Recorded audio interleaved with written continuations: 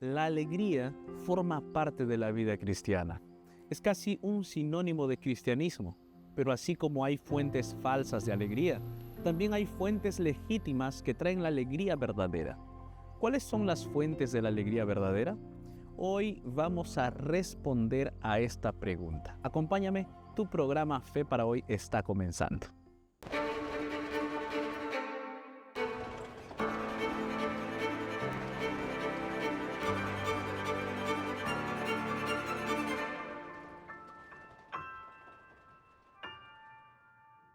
Antes de comenzar con nuestro episodio del día de hoy, yo quiero presentarte una forma innovadora de estudiar la Biblia a través de WhatsApp. Sí, a través de WhatsApp tú puedes comenzar a conocer más de Jesús. Y lo hacemos a través de nuestra instructora bíblica virtual llamada Esperanza. Solo tienes que mandarnos un mensaje de texto a través del número más 55 12 98 300 3400. Envíanos un mensaje nada más, puedes enviarnos la palabra esperanza y allí nuestra instructora bíblica virtual entrará en contacto contigo. Déjame pasarte algunos datos importantes. Mira, en 5 años, más de 340,000 personas estudiaron con nuestra agente virtual Esperanza. Ella conversa simultáneamente con más de 10,000 personas al día. Ella también brinda promesas bíblicas. Tú puedes recibir promesas bíblicas en tu celular a través del WhatsApp. Puedes hacer preguntas bíblicas. Puedes hablar con algún consejero espiritual. Y también puedes hacer un curso bíblico totalmente gratis. De paso, tenemos más de 10 cursos bíblicos gratuitos a través del WhatsApp de la instructora bíblica virtual Esperanza. Y para ello, repito, solo tienes que enviar un mensaje de WhatsApp al número más 55 12 98 300 3400.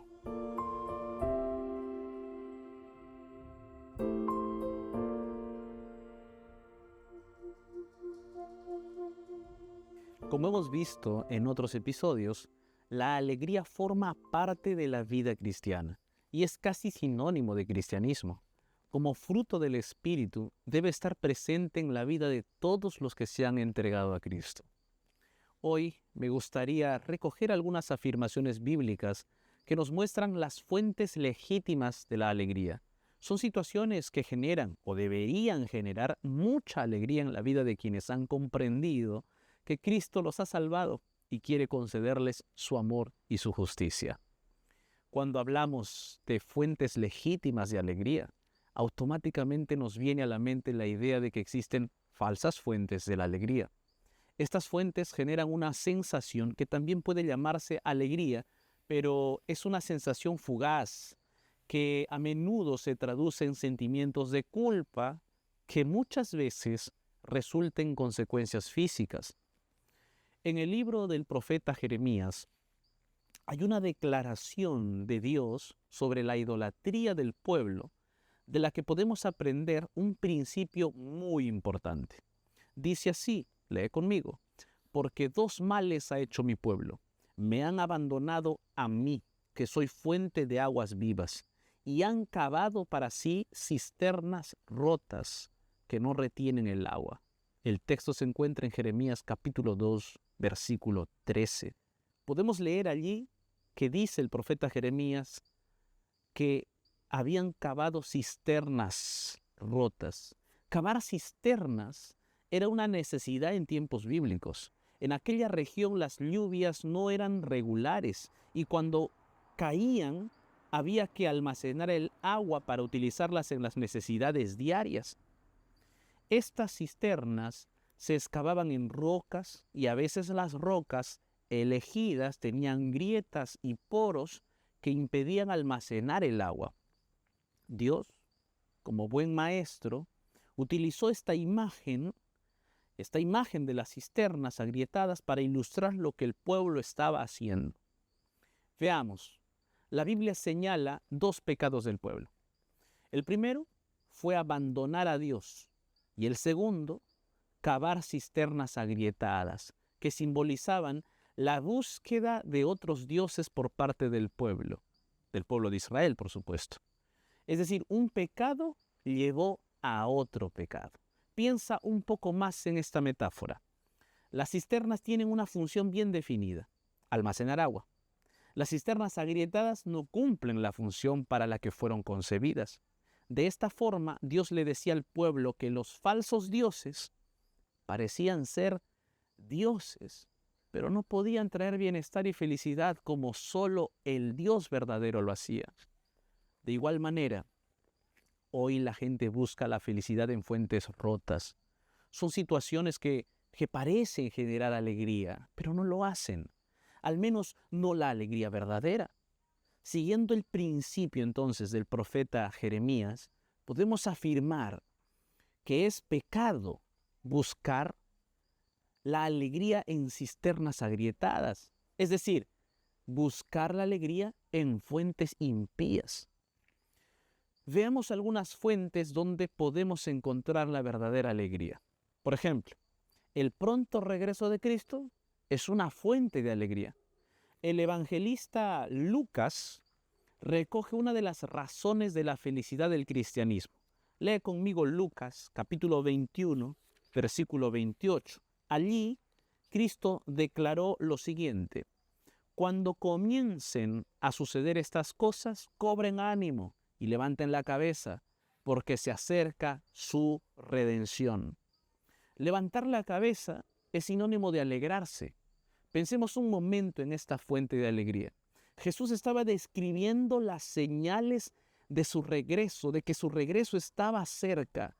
Fíjate en las palabras que preceden a la invitación a alegrarse. Dice: ay de las que están embarazadas y de las que críen en aquellos días, porque habrá grande calamidad sobre la tierra e ira sobre este pueblo.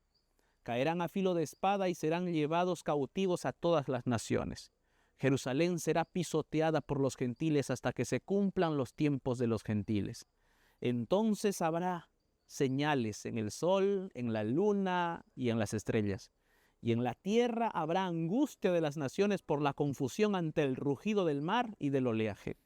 Los hombres se desmayarán a causa del terror y de la expectativa de las cosas que sobrevendrán al mundo habitado, porque los poderes de los cielos serán sacudidos. Entonces verán al Hijo del Hombre viniendo en una nube, con poder y gran gloria. Cuando estas cosas comiencen a suceder, miren y levanten su cabeza, porque su redención está cerca. No sé si esto te resulta o te resultará extraño.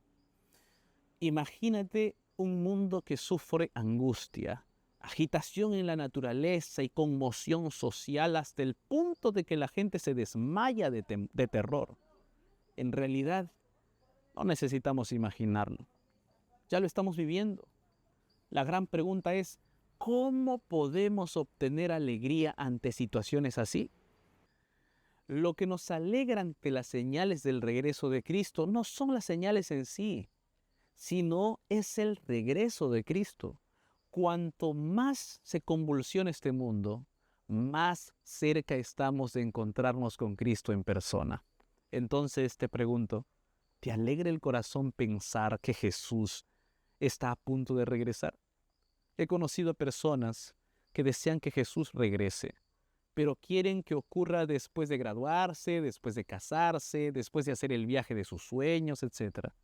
Este pensamiento ignora el hecho de que el regreso de Jesús será algo tan maravilloso que ninguna experiencia terrena podrá superarlo. ¿Sabes? Conocer a Jesús en persona será mejor que el viaje de tus sueños, será mejor que casarte, será mejor que graduarte. Por eso, pídele a Dios que la certeza del pronto regreso de Jesús sea una fuente de alegría en tu corazón. Pasemos ahora a la siguiente fuente de alegría: el ser encontrados por Cristo. La Biblia relata una situación en la que el sentimiento de ser encontrado generó una gran alegría. Lucas capítulo 19, versículo 6 dice lo siguiente: Zaqueo bajó a toda prisa y lleno de alegría recibió en su casa a Jesús. Este es el relato de cuando Zaqueo fue encontrado por Cristo en aquel árbol. Zaqueo realmente necesitaba ser encontrado. Era un recaudador de impuestos o era un publicano, como se le llamaba en esa época, pero era deshonesto y necesitaba la salvación. Los publicanos también tenían mala fama. En el sistema romano, el derecho a recaudar impuestos se vendía a hombres que ofertaban por ese privilegio. Luego, estos hombres contrataban a otros para realizar el trabajo real y en cada nivel de esta operación la ganancia dependía de cuánto se podía sobrecargar de impuestos a la población. La compra de una concesión de impuestos era en realidad una licencia para robar. Zaqueo entonces habría sido considerado una persona muy prominente. Había sido puesto a cargo de todo el distrito tributario de Jericó y sus alrededores, una de las 3 principales recaudaciones de impuestos de Palestina. Las otras dos ciudades eran Cesarea y Capernaum. Además, Jericó estaba en el corazón y centro de una vasta red de rutas comerciales. La ciudad mantenía relaciones comerciales con Damasco, con Tiro y Sidón al norte, con Cesarea y Jope al oeste y Egipto al sur, así como con muchas otras ciudades y países en todas direcciones. Zaqueo siempre se aprovechaba de la maquinaria estatal para ganar un poco más. Su nombre, que significaba puro, justo, era muy distinto de su práctica, pero sin quererlo entró en el camino de Jesús, porque su deseo en el fondo era la salvación. Paralelamente a la historia que hemos contado antes, Zaqueo era también un hombre rico, que tenía un gran vacío en su corazón. Los bolsillos estaban llenos, pero su corazón estaba vacío. Cuando se enteró de que Jesús pasaría por su ciudad, se aseguró de verlo. Tal vez ya había oído que Jesús había transformado la vida de otro recaudador de impuestos, el que era el discípulo Mateo. Y esto quizás llenó el corazón de Zaqueo de esperanza. Zaqueo sabía qué camino tomaría Jesús para entrar a la ciudad y calculando su altura en relación con la multitud, decidió subir a un árbol de sicómoro. Cuando Jesús pasó bajo el árbol, se detuvo Jesús y se fijó en Zaqueo. Pero no solo se fijó en él, sino que demostró que ya lo conocía y se invitó a sí mismo a su casa. Fue Jesús quien tomó la iniciativa. Es Jesús quien busca y salva. Para Zaqueo, la alegría de ser salvado de sus pecados le hizo una persona diferente. Experimentó una alegría que toda su riqueza anterior no le había proporcionado. Ser encontrado por Cristo es una de las fuentes de la alegría del cristiano. Nos alegra porque reconocemos que estábamos perdidos y que nuestra situación habría sido desdichada sin la intervención divina. Si aún no has experimentado la alegría de ser encontrado por Cristo, debes saber que Él te está buscando ahora mismo, en este instante, y quiere implantar en tu corazón la alegría de ser encontrado por Él. Ahora nos vamos a una breve pausa y ya volvemos con más aquí en Fe para Hoy.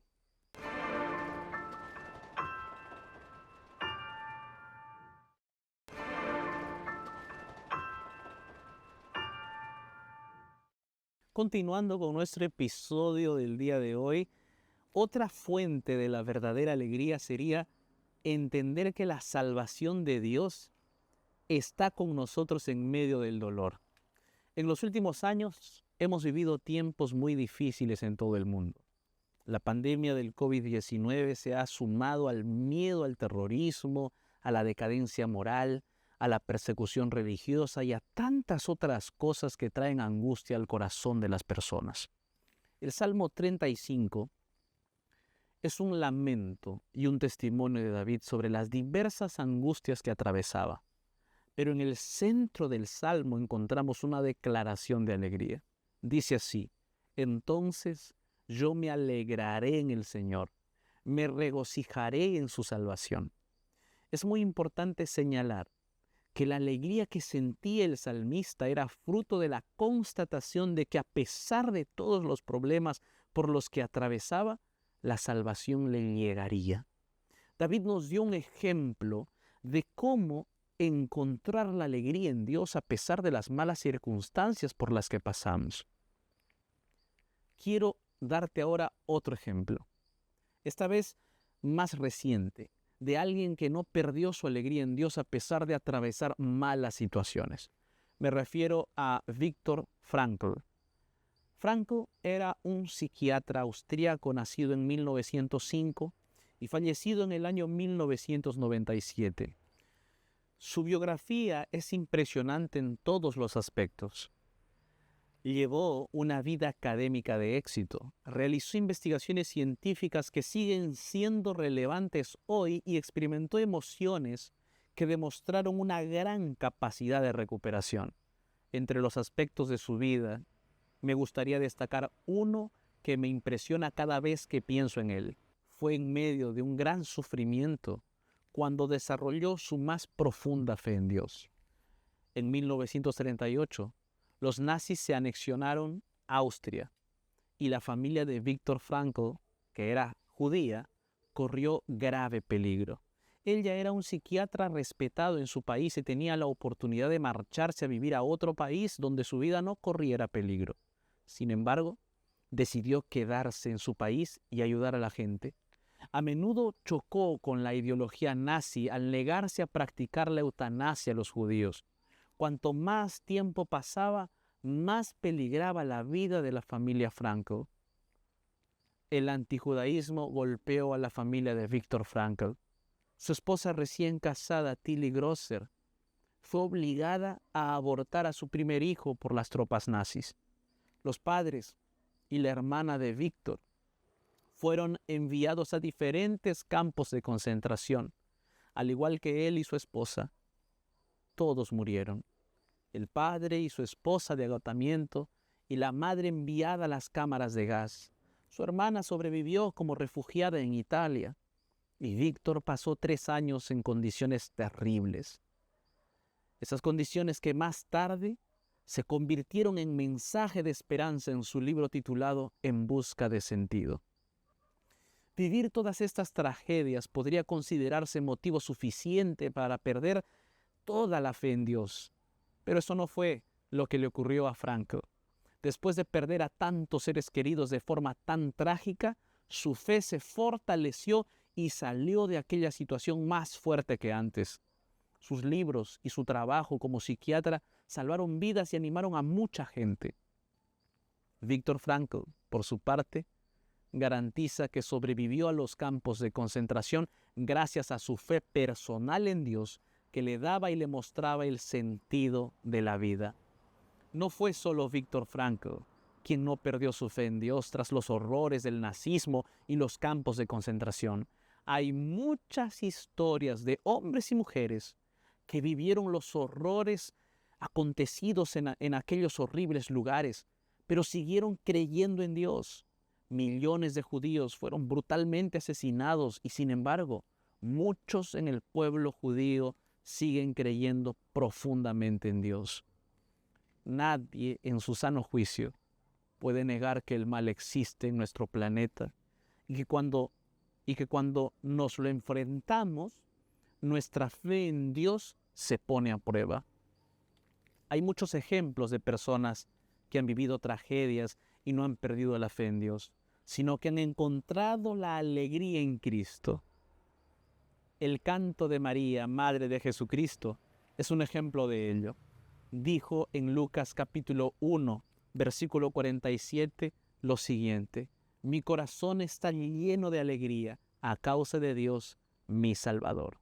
Otra de las fuentes de la alegría es estar en la presencia de Dios.